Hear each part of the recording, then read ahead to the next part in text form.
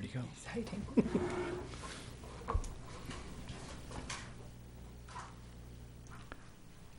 Good evening. Welcome to the River Falls Municipal Utility Advisory Board meeting for Monday, November 19th.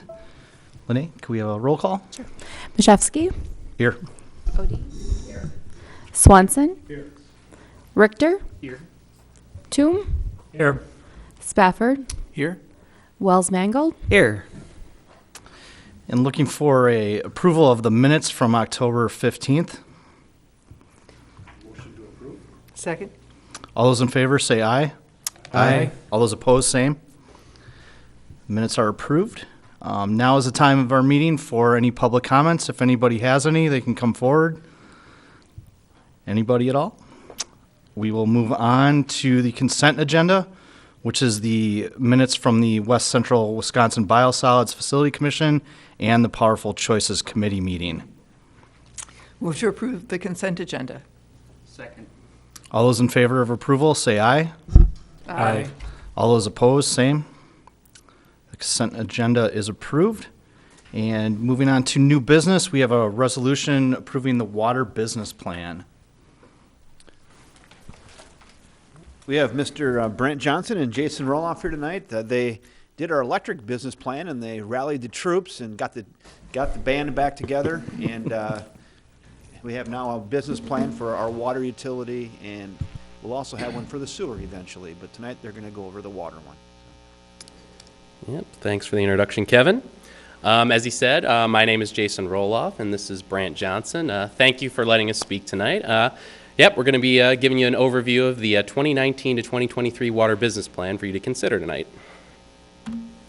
So just to give you an idea of what the purpose of this plan is, we wanted to identify strategies to help guide our staff effectively and to responsibly operate the water utility over the next 5 years. So this included some financial analysis, some operational analysis, and things of that nature to help us figure out exactly what we wanted to be doing over the next 5 years to help efficiencies. In this little graphic up here, you can see how our water distribution roughly works. Gives you a little bit of an idea. So just some quick facts and figures. We have about 4,700 customers across multiple different accounts, so residential, commercial, industrial, public authority accounts as of 2017. Those customers utilize about 400 million gallons of water, and 53% of that is from residential, commercial, and industrial customers. So that gives you kind of a little bit of an overview, and each of those figures gives you a little bit of an idea of where water utility operations currently are. So a big part of this business plan was built around doing the SWOT analysis, which you all participated in several months back. We also included several internal and external stakeholders to help us identify ways in which we can improve ourselves and kind of give us a look back as to what we're doing well and what we could possibly improve upon. So one of the strengths that we have here that we like to highlight is our growing industrial and commercial base.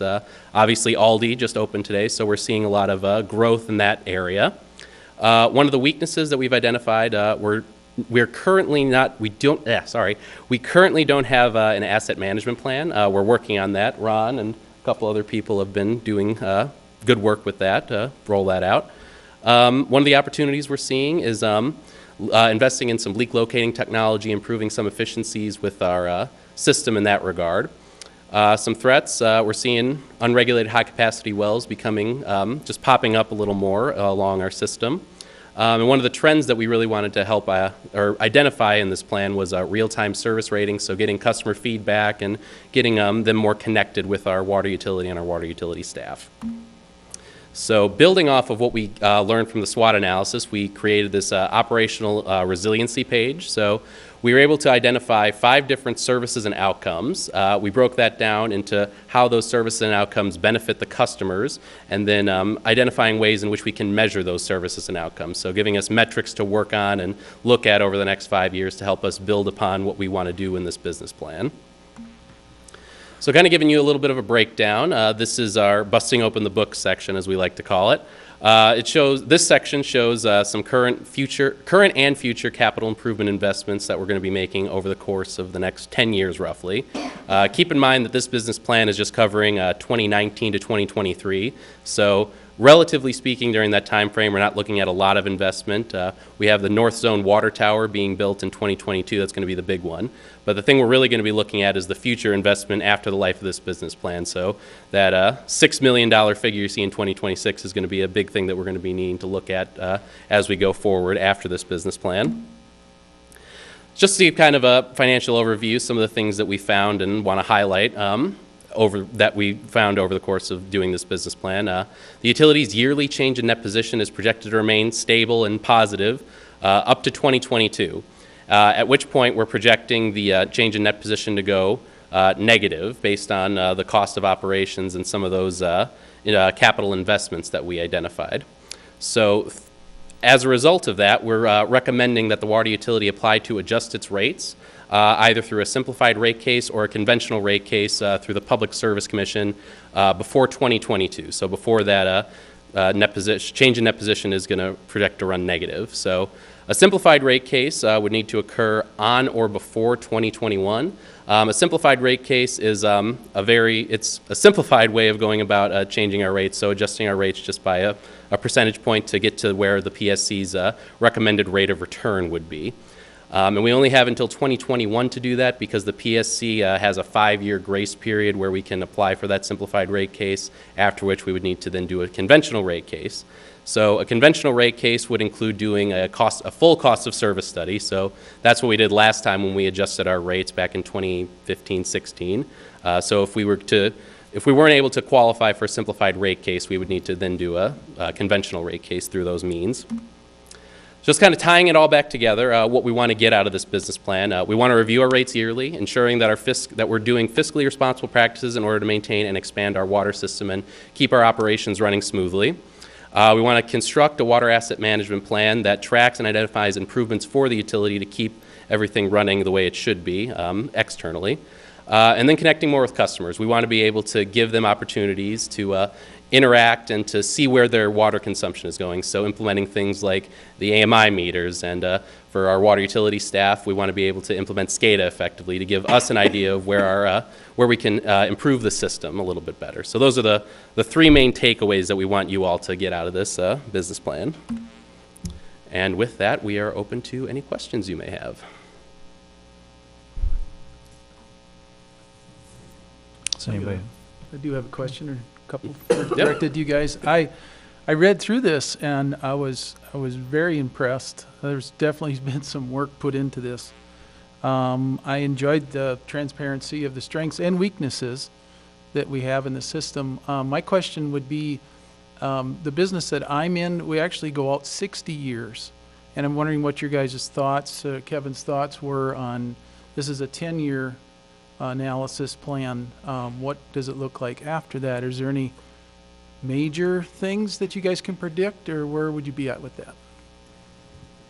Well, for this, what we're kind of envisioning is that we would implement this plan now, and in about 2.5 years we would go back and look at some of the progress we made on some of the objectives, such as gotta look at here now. So so looking to see if we are achieving less than 10% water loss yearly, if we are creating at minimum 4 customer engagement opportunities related to water on social media yearly. So tracking some of those, so some of those measures is kind of what we anticipate doing.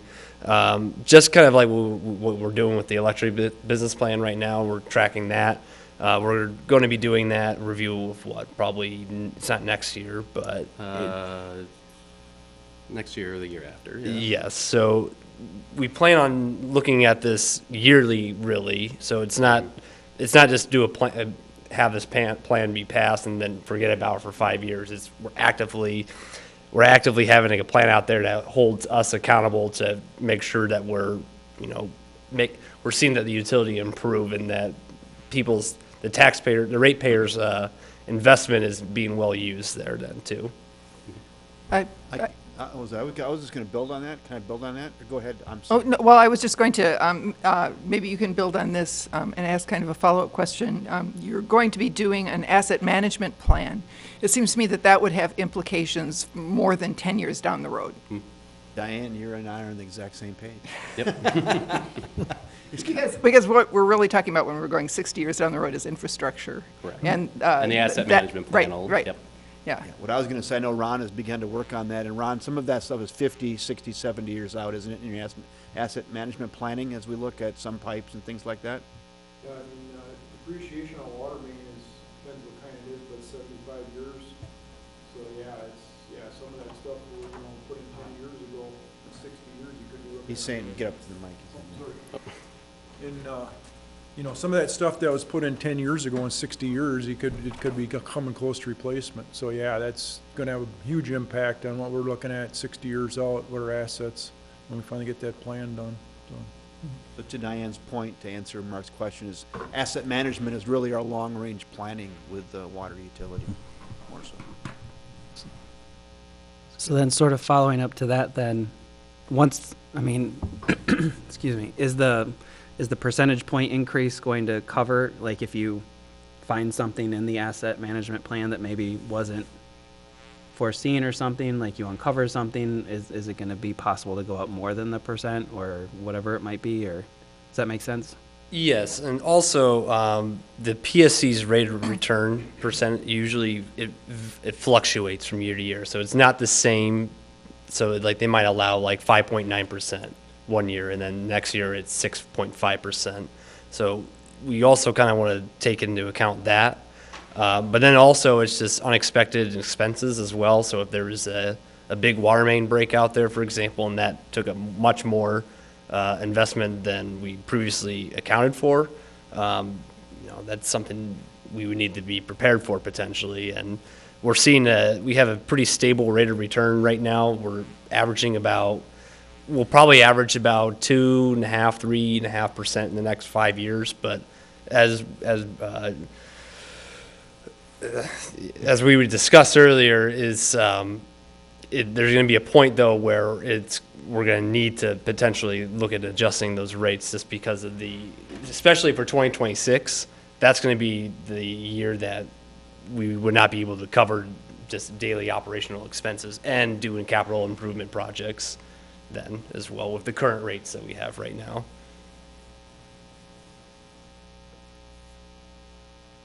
Any other questions? And my only other question was, I'm just more than curious, and we can speak offline about this too, but these unregulated wells that are popping in to, you said our system, does that mean the 3 aquifers that we're in and there's potential to contaminate, and why are they unregulated? The regulation is through the state. That's one.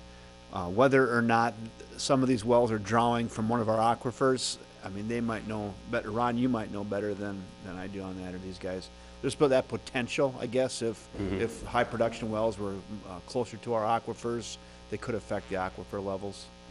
We don't have that issue yet, but go ahead. I was just going to say it's not an imminent threat, but it's something to look forward, keep an eye on, and make sure that we're make sure that they're not popping up too much, or that it's becoming an issue within our system. But right now, it's not an issue, but it's something that is a potential.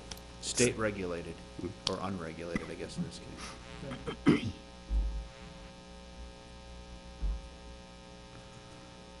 As I looked through it, I basically kind of categorized it into infrastructure, rates, and technology. Everything other than kind of the history of it, everything kind of seemed to fit into that. And I was specifically looking for action points. The rate adjustment was definitely there. The AMI meters are on the list. You talked about the way customers are responding, things like that.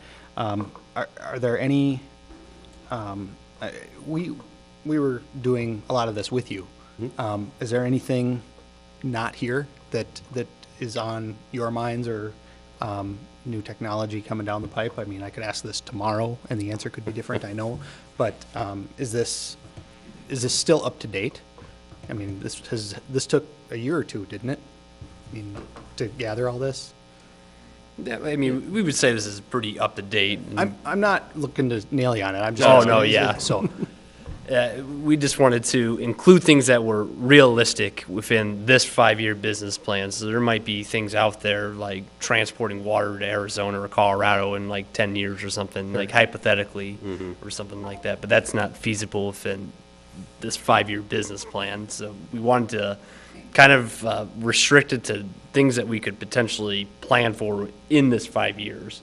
Okay. And For then, lack of a better term, realistic goals. Right. So there are things, like Brant said, that are in the pipeline, or that could be something that we could look at down the road, but realistically, within the next 5 years, what we have is what we see as attainable Okay. over these 5 years. Yep. So you've talked a fair amount about kind of the customer service things. There's no major changes in just along those lines even. I mean, I understand that social media might give us an opportunity to interact with people, and we've talked about that, so that wouldn't be a surprise.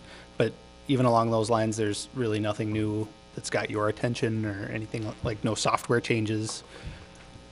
well, one of the things that we were kind of, we've talked about this a little bit.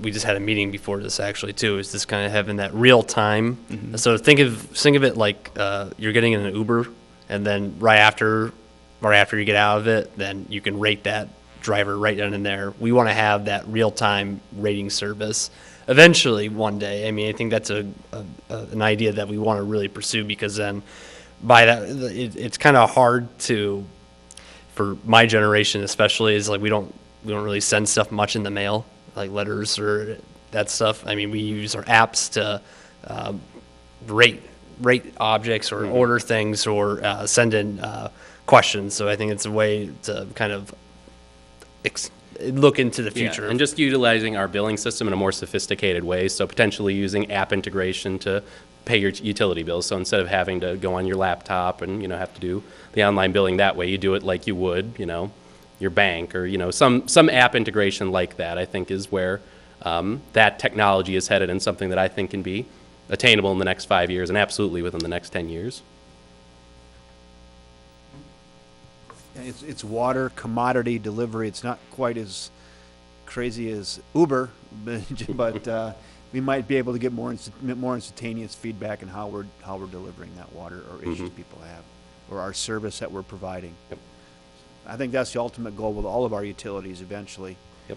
To kind of do away with the every other year or every 6-month mail-in survey, and do it more like we're seeing traditionally with new apps and things like that.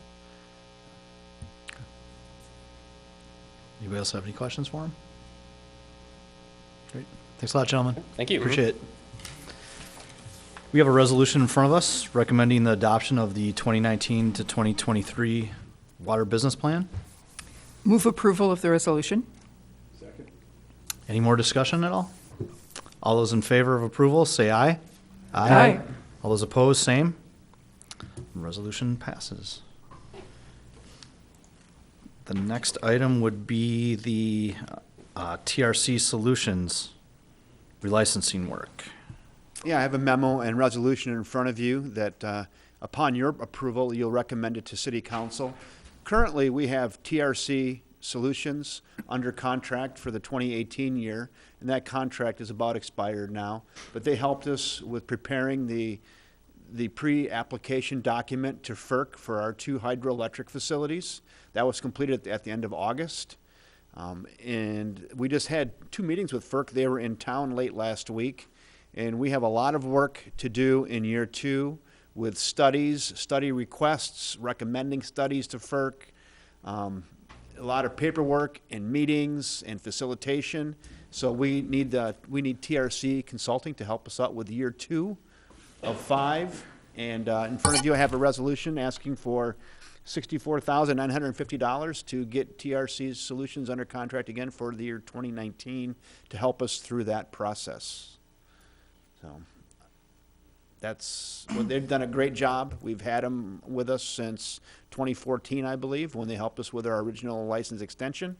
And very reliable, dependable people, and somebody I can count on, and somebody we should be able to count on as a utility. So looking for your approval of that. If there's any questions, I'm here to answer.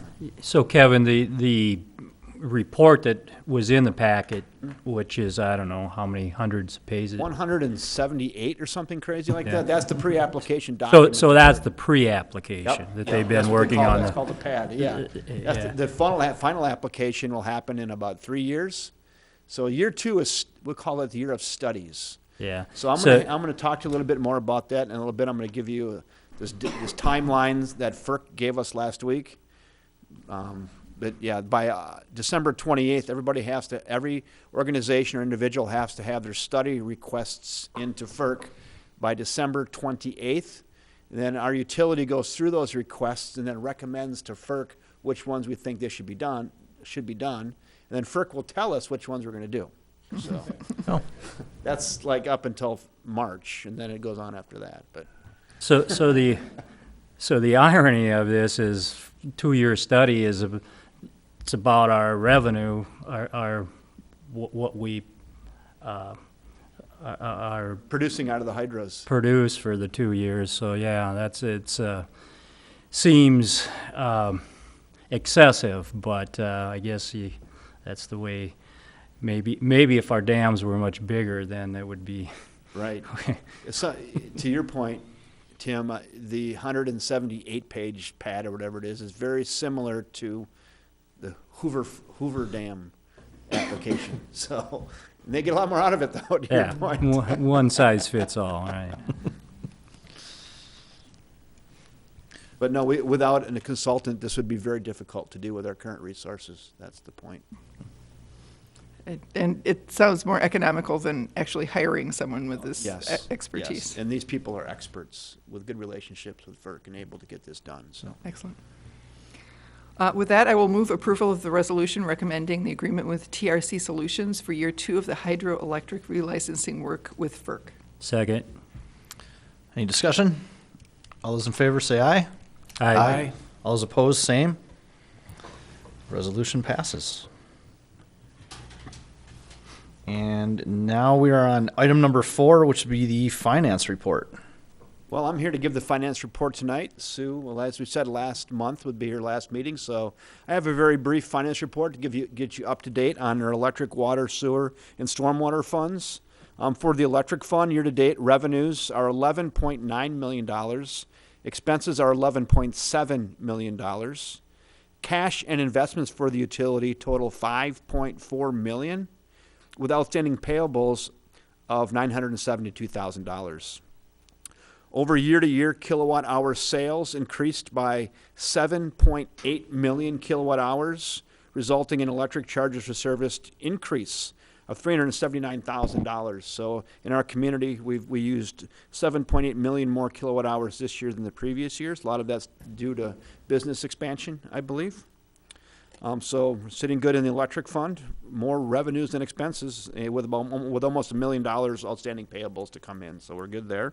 Water fund year-to-date revenues, 1.679 million. Year-to-date expenses, 1.541 million. So again, positive cash flow in the water fund. Cash and investments for the utility total 1.9 million with outstanding payables of 60,000. Year-to-date sales are 325.3 million gallons of water compared to 309 million gallons last year. So we've used more water this year as well. I think we had a little hotter summer this year. That's what I'm going to attribute that to. July and August, I think we had a heavier irrigation usage for water. So water fund, again, we're in the positive there. Sewer fund, we also have good news there. Year-to-date revenues for sewer are $2.854 million, and expenses are $2.126 million. So cash investments for the utility equal $3.9 million with outstanding payables of $132,000. Accounts payable higher than normal as debt interest payments were posted in October with payment due as of November 1st. So sewer fund, we do really well in the sewer fund, but we have a lot of big expenses coming up with the North Interceptor sewer project and other sewer projects. So that one, I'm glad to see that we're that far ahead there because, again, looking forward the next 3 to 5 years, we have a lot of expenses coming up for sewer. Stormwater fund year-to-date revenues, $492,000. Expenses are $512, so we're a little bit upside down on that. Spend a little more on stormwater. Charges for services have increased by $12,722 in 2018 compared to 2017 date. And in cash investments for the utility, total $434,000 with outstanding payables of $56,000. So the stormwater fund still is lacking just a little bit. So there's your finance report. I think that's a pretty positive report. Again, we're keeping an eye on electric. I would say look forward to a official cost of service study for electric in 2019. So just keep your eyes open for that when we get some time to do that. Haven't had a rate increase for electric. It'll be coming up on 11 years. So we may consider, we'll see what the cost of service study says for us in 2019 for electric. That's what I have, Adam, for All right. the financial report. Great, thank you. Kind of fun doing that, I don't know. You're hired. Moving on to the utility dashboards, does anybody have any questions on those at all? And then we go right back to Kevin for the utility report.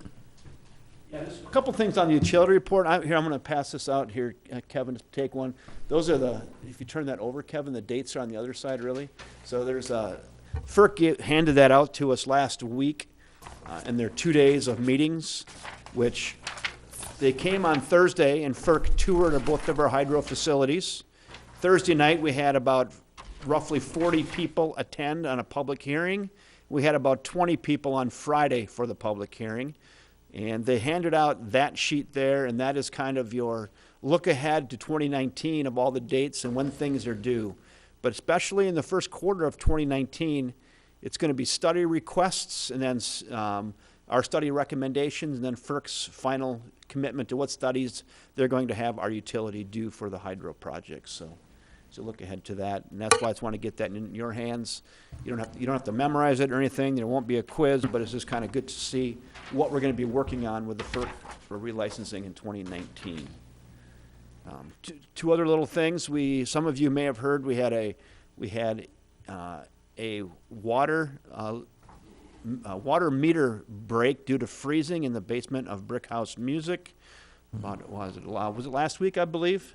And what happened there was, if you ever walk down Main Street, you'll see grates in the sidewalk, and that's maybe old coal chutes. Somebody gave me some history lessons on that. There's about 10 of them, and actually, if you took the grate off, you could go right down into the basement of these places. And most of them are sealed off, or they have insulation in them. Well, the insulation had fell out of this grate, and the water meter is right below that grate in the basement, and the cold air came down there and froze their meter. And then the meter broke and it flooded their basement. So that's what happened at Brick House Music, is a freeze up due to the air coming down the inside of their basement wall. So that happened. And then today, some of you may have seen on Facebook, a little bit of a scare. Our contractor, Push Inc., on Winter Street, they're doing boring for electric company. They hit a gas service there. And a little bit of a scare. I went out there. I was about a block and a half away, and I could smell gas in the air. So they researched it. It was not a main line they hit. It was a service. So they were able to, in about 30 minutes, isolate that service, and they fixed it yet this afternoon. But it was a little bit of a scare. And they went down the block and they checked to make sure gas wasn't leaking into other adjacent buildings and whatnot. But it happened, I don't know, was it mid-afternoon today? And the police department was there. They had the area cordoned off. Fire department was there. Gas company showed up right away to help out. So it was, for an emergency situation, it was well orchestrated by our safety folks. And there's just one service, and that person was out probably for 90 minutes until they got that service line fixed. So, and nobody else in that block was affected other than the little bit of the scare that went on. So I always thank your lucky stars, right? We have all these systems in the place, and we assume they're always going to go right, and sometimes things happen. So, but in this one, we escaped. Nothing bad happened, other than a little bit of a scare. So somebody might ask you about it. That's why I repeat it. I think that's all I have. I don't think I have anything additional. Can I ask a question about Yeah. the gas line thing? Yeah. So gas isn't us. It happened because of one of our contractors. Yes. So what is our relationship? How do we share space with the gas company? How does, like, There are separations between gas and electric. There's code separations. I think it's 3 feet. I don't have to read the code book. But when you're doing boring, it's not only knowing where things are. This was marked and they knew where it was. So when they did the initial bore, they were fine. But then when they were pulling the conduit back is when they nicked it, when they were pulling the conduit back through. So that is the contractor's responsibility at that point. okay. Maybe too, I think this happens, some of you were aware of the outage out in Sterling Ponds Corporate Park and Whitetail Park. That was about 2 Fridays ago. And that was a contractor that drove a stake into our 3-phase electric line as well. So, and that was about a 3-hour electric outage for many customers in 2 corporate parks and several hundred residential customers. I assume a notation is going into that contractor's file. Yeah, there you go. Yeah, so things happen, and all we can do is respond as quickly as possible. Today, gas is not our direct issue, but indirectly it becomes our issue, especially when it's our contractor. But St. Croix Gas was right there, and they did a great job, and were very cooperative and helped out, so. Any other announcements at all? I have just one, and I apologize. I should have done it earlier during the approval of the minutes for the Powerful Choices. If you read through your packet, there was just one thing, the comment from Bob Pfister from Advanced Disposal, where he talks about the Operation Green Fence that China implemented. That paragraph, his comments are really interesting in that it deals with contamination of recyclables that we send over to China to recycle. And I found that interesting that, there's not a whole lot of money in recycling in the first place, and then we're sending it over to China. But China's kind of holding our feet to the fire on that. So if you missed that, definitely check that out and look for some more information on that, because it sounds like we can't meet those requirements, and we'll have to stop sending recycling over to China. So. In the December utility bill, you're gonna see a reminder for folks what to recycle and what not to recycle. So that is with our annual announcement you'll be seeing in the December utility bill. It's a 1-page sheet. The top half will let people know that their trash and recycling fee is going from $14 to $14.35 a month. And that's based on Consumer Price Index, so it's up 35 cents for 2019. And then on the bottom half of that sheet is about recycling and what you should be putting in your recycle container and how to recycle, partly due to what we've heard from Advanced Disposal. They do struggle with it. Sure. I struggle with it when I go to the recycling bin. Yeah. Like not keeping your stuff in plastic bags. And no pizza boxes. All right. Does anybody have anything else for a motion to adjourn? Motion to adjourn. We are adjourned.